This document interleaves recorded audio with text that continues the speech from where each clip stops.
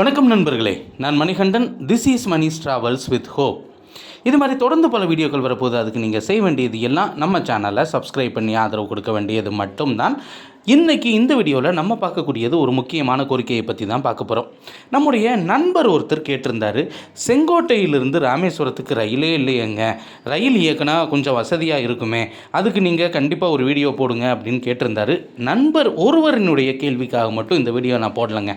ஏன்னா இது பல்வேறு பகுதி மக்களினுடைய நீண்ட நாள் கோரிக்கைகளில் ஒன்றாக இருக்கிறது. பல்வேறு பகுதினா என்ன? செங்கோட்டை, தென்காசி இந்த பகுதியில் இருந்து பயணிக்கக்கூடிய பயணிகள் ராமேஸ்வரத்துக்கு போகிறதுக்கு இது வரைக்குமே டைரெக்டாக ட்ரெயின் அப்படிங்கிறது கிடையாது. ஆனால் செங்கோட்டையில் இருந்து ராமேஸ்வரம் போகணும்னா 2 வழிகள் அப்படிங்கிறது இருக்கிறது. ஒன்று, விருதுநகர் போயிட்டு விருதுநகரில் இருந்து வேறு ஒரு ரயில் மூலமாக நம்ம ராமேஸ்வரம் போகணும். அந்த வேறு ஒரு ரயில் எது அப்படின்னா கன்னியாகுமரியில் இருந்து ராமேஸ்வரம் போகக்கூடிய ட்ரெயின். அந்த ட்ரெயினுமே மதுரை வழியாக சுற்றி போகக்கூடிய ட்ரெயின் தான். விருதுநகர்லேருந்து மதுரை போய் மதுரையிலிருந்து திரும்பவும் மானாமதுரை வந்து வழக்கமான பாதையில் செல்லக்கூடிய ட்ரெயின் தான். அப்படி இல்லை அப்படின்னா அதே ட்ரெயினை நிச்சயமாக நம்ம திருநெல்வேலியில் பிடிக்கணும். திருநெல்வேலியிலிருந்து மீண்டும் விருதுநகர் போகும், மீண்டும் மதுரை போகும், மீண்டும் மானாமதுரை வரும். மானாமதுரையிலிருந்து வழக்கமாக இந்த ரயிலானது ராமேஸ்வரம் போகும். ஆனால் இதுக்கு கனெக்ஷன் ட்ரெயின் அப்படிங்கிறது இன்ன வரைக்கும் இல்லை அப்படிங்கிற ஒரு சூழ்நிலையும் இருக்கிறது. இந்த சூழ்நிலையை தவிர்ப்பதற்காக அதிகப்படியான பயணிகள் பயணிக்கக்கூடிய ராமேஸ்வரத்திற்கு 2 ரயில்கள் செங்கோட்டையிலிருந்து இயக்க வேண்டும். ஒரு ரயிலானது செங்கோட்டையிலிருந்து தென்காசி ராஜபாளையம் வழியாக விருதுநகர் போயிட்டு விருதுநகரிலிருந்து மானாமதுரை வழியாக ராமேஸ்வரம் போகணும்.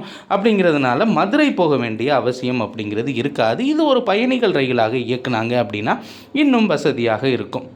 இன்னொரு ரயில் செங்கோட்டையில் இருந்து டைரக்டாக திருநெல்வேலி போயிட்டு திருநெல்வேலியில் இருந்து இந்த ரயிலானது விருதுநகர் வந்து விருதுநகரில் இருந்து இயக்குனாங்க அப்படின்னா இன்னும் வசதியாக இருக்கும். இது என்னங்க, விருதுநகர் தான் பேஸ் பாயிண்ட்டு, அப்போ விருதுநகருக்கே ரயிலை இயக்கிடலாமே அப்படின்னு கேட்கலாம். ஆனால் இதில் ஒரு காரணம் அப்படிங்கிறது இருக்கிறது.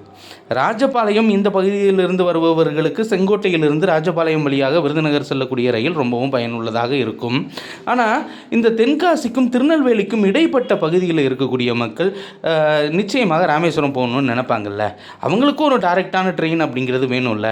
ஸோ இந்த வழியாக இயங்கினா இந்த ரயிலுமே வருமானம் தரக்கூடிய ரயில்களாக நிச்சயமாக இருக்கும்.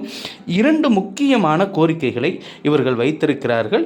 செங்கோட்டையிலிருந்து ராமேஸ்வரத்திற்கு 2 ரயில்கள் வேண்டும், 2ம் வித்தியாசமான வழித்தடங்களில் வேண்டும் அப்படிங்கிற கோரிக்கை அப்படிங்கிறது ரொம்ப நாளாகவே இருந்துக்கிட்டு இருக்கு.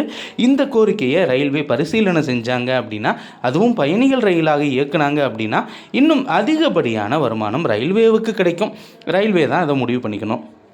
இந்த வீடியோவில் நான் கொடுத்த தகவல்கள் உங்களுக்கு பயனுள்ளதாக இருக்கும். அடுத்த ஒரு வீடியோவில் பார்ப்போம். அது வரைக்கும் நன்றி, வணக்கம்.